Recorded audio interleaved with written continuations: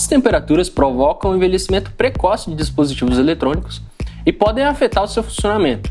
Isso é muito importante no caso de LEDs, pois a temperatura afeta diretamente a emissão de luz. Portanto, é muito importante saber como o calor é gerado dentro do LED e medir a temperatura na sua zona mais quente, a junção. Oi, eu sou o André e hoje eu vim explicar para vocês como o calor é gerado dentro de um LED e como medir a temperatura na sua zona mais quente, a junção, o famoso TJ. Você vai sair daqui entendendo como funciona o método mais moderno de medição na temperatura TJ e como isso é importante para desenvolver um bom produto. Um LED funciona basicamente assim: entra elétron, sai luz.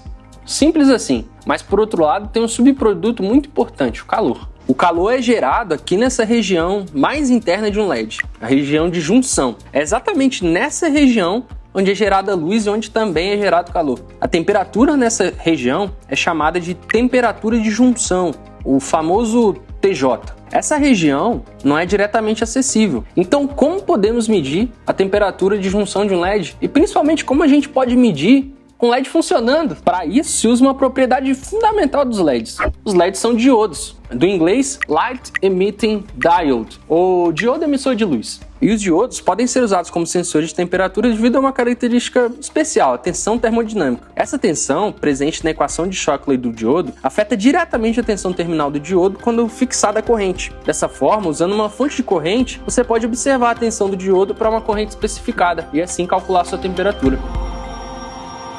Resumindo, você usa o diodo como sensor.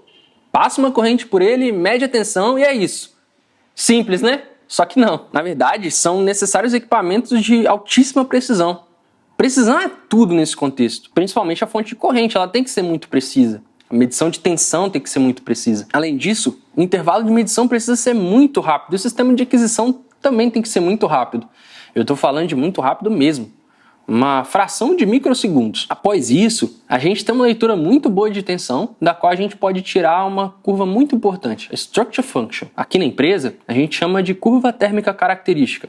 O nome em inglês explica muita coisa. Esse dado consegue representar a contribuição de cada resistência térmica ao longo do caminho do calor. Nela, pode ser vista a resistência térmica da solda, do LED, da MCPCB. A forma como essa curva é obtida é realmente complexa, mas resumindo bastante, o programa pega esse resultado da curva de temperatura após o resfriamento, transforma ele para outro dado, reorganiza esse dado e transforma de volta em um dado que a gente finalmente consegue interpretar. Vou mostrar um gráfico e explicar para vocês. Como vocês podem ver, esse gráfico traz informações realmente muito importantes e aprofundadas. Com esse teste, a gente pode analisar o efeito de usar uma MCPCB ou outra, comparar os efeitos de diferentes interfaces térmicas e até mesmo testar a qualidade de solda. Incrível, né? Então é isso, pessoal. Nesse vídeo eu expliquei para vocês como ocorre o processo de medição na temperatura de junção e por que ele é útil. Espero que todos vocês tenham entendido muito bem. E se não, deixa um comentário aqui embaixo.